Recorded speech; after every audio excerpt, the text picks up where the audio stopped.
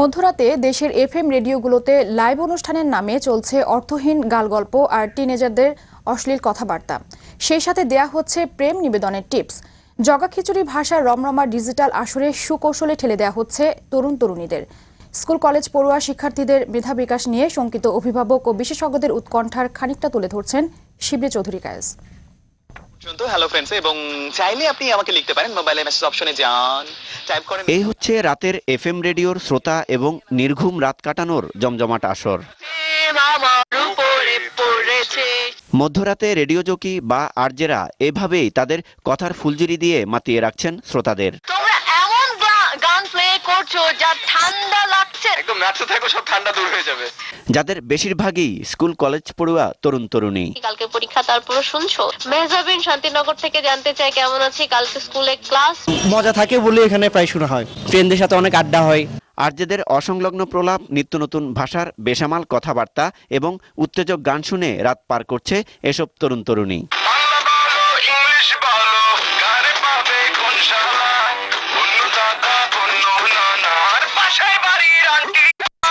মধ্যরাতে টিনেজারদের নোংরা এসএমএস বার্তা আর প্রেমালাপ ও জটিলতা সমাধানে মুশকিল আসানকারী কবিরাজ বনে যান রেডিও জকিরা। ও প্রিয়তমা, তুমি হয়তো জানো না, তোমাকে নিয়ে কত ভাবনা, কত আশা, কত স্বপ্ন, কত বেদনা। মাই আরজে, স্পেস দিয়ে নাম, স্পেসের লোকেশন, সাথে ফোন নাম্বার। আপনি পাঠান 8960 নম্বরে। সালমান ফোন করবো আপনাকে। এ ধরনের অনুষ্ঠান সামাজিক দায়বদ্ধতায় কতটা ইতিবাচক ভূমিকা রাখছে তা নিয়ে প্রশ্ন বিশেষজ্ঞদের।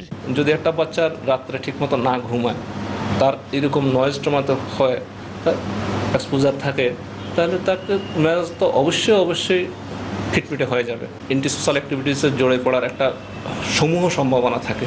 অভিভাবকদের চোখের আড়ালে পড়ার টেবিল, বিছানা, এমনকি রাস্তাতেও মোবাইল ফোনে কথা বলে, আবার কখনো এসএমএস এর মাধ্যমে এফএম রেডিওর বাজে পেচাল আর গালগল্পে ব্যস্ত থাকে টিনেজাররা। সকালবেলা হয়তো আমাদের ক্লাস থাকে, তবুও মজার জন্য এফএম রেডিওটা শুনে আমাদের বেশিরভাগ স্টুডেন্টরাই তো এই জিনিসগুলো শোনে। তো রাতে বিভিন্ন প্রোগ্রাম হয়, সো আবার আমাদের ফেভারিট আরজেরাও আসে, তো আমরা দেখা যায় যে ওগুলা শুনতেছি।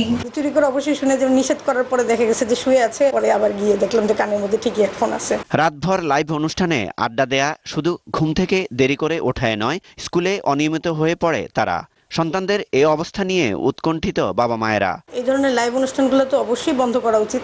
ঘুমের অসুবিধা, পড়াশোনার অসুবিধা, যেহেতু স্টুডেন্ট, সকালে স্কুল থাকে, হ্যাঁ কলেজ থাকে। উন্নত বিশ্বের সরকারি বেসরকারি রেডিওর মতো বাংলাদেশের এফএম রেডিওগুলো মধ্যরাতে তাদের অনুষ্ঠান প্রচারে আরও যত্নবান হবেন, এমনটি প্রত্যাশা সবার। শিবলি চৌধুরী কায়েস, দিগন্ত টেলিভিশন,